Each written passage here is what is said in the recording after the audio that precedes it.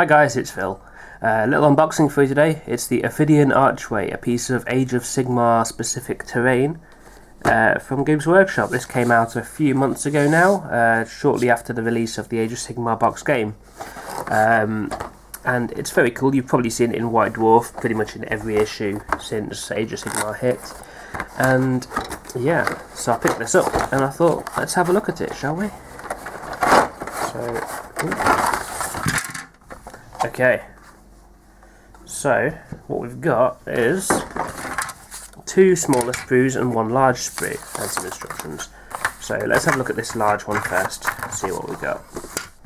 Okay, so there's the front kind of fascia of the archway there.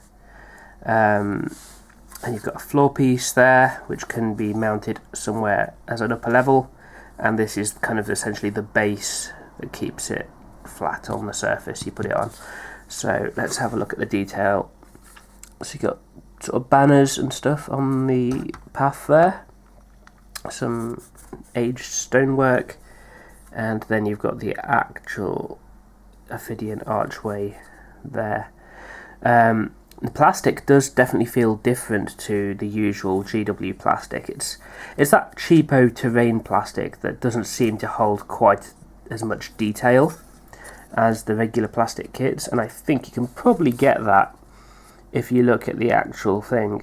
I mean, it's not bad, but obviously you're not getting the level of detail you'd expect from one of the regular Games Workshop kits, not in this day and age anyway.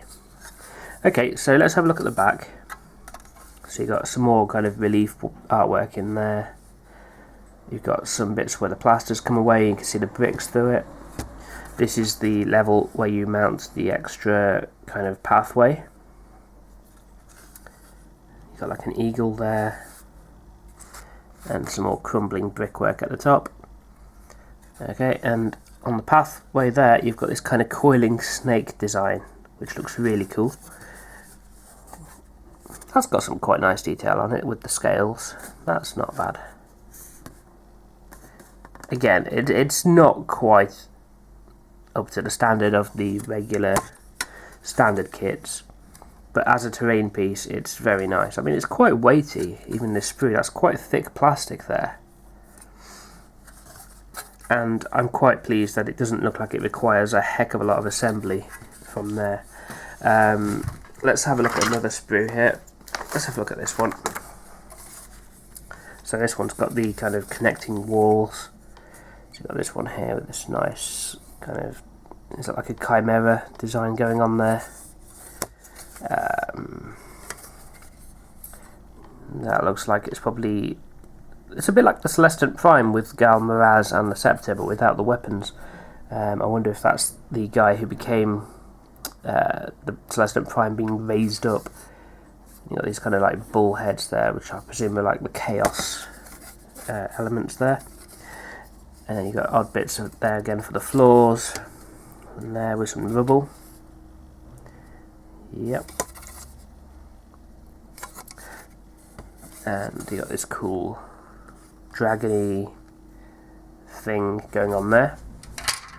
And the final sprue is basically 4 little base sections, and then these 4 dragon kind of pillars. I think these are essentially the cornerstones of the building, so you can see the detail on those as well. Yeah. So again, like I say, the quality is about what you'd expect from a terrain piece. You're not going to get the same quality you'd get from a big fancy kit like the Archaon kit. It's not going to be that intricate, but for a terrain piece you don't really need it to be that posh. It just has to kind of look nice on the battlefield, and you hide your guys behind it or on it or whatever. And yeah, the instructions you get there on how to assemble it, and you also get the rules for using it. So basically it uses the scenery rule, Sinister, the standard scenery rule there, but it also means that units can gain cover from it if they're all kind of on the one side of it. And there's a way that a hero within a certain distance of the thing can actually try and awaken the designs on the Archway for them to attack the enemy. But if it fails, there's a chance they'll come back and try and get him instead. So, you know, that's pretty cool. I like that the terrain all has rules in Age of Sigmar.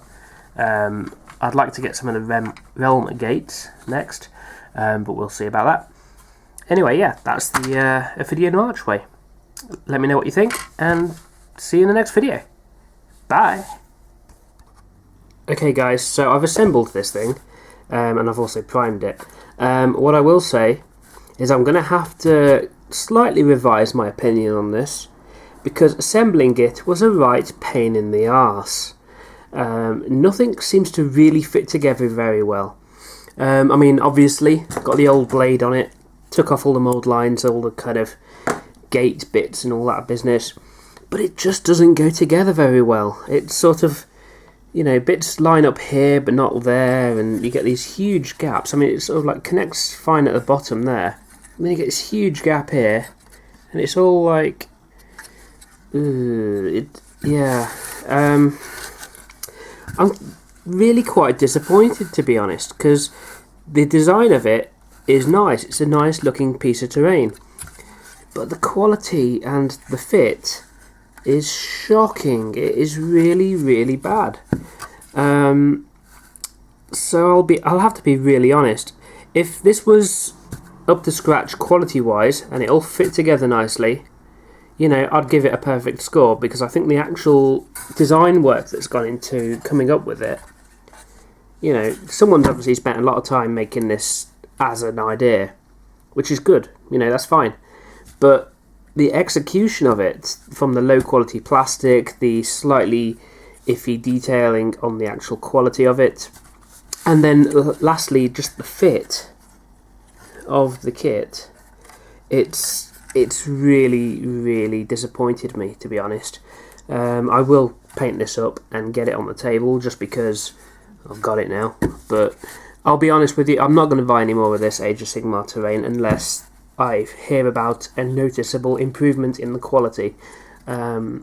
Stick to the models and make your own terrain, or buy classic Warhammer terrain if you can. That's my little 2 cents, and yeah, I'm sorry I had to really give it such a damning review there, but that's what it is. Talk to you later.